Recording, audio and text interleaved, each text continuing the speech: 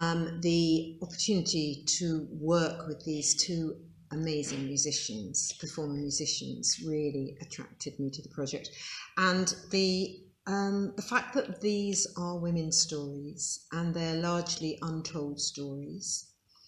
So I think the world is full of hidden heroines and whose stories don't go told.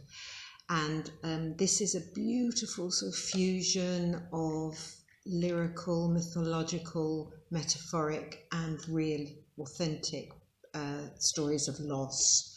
So there's lots of resonances, particularly now, to do with people who are displaced and migrants, people who are struggling with mental health.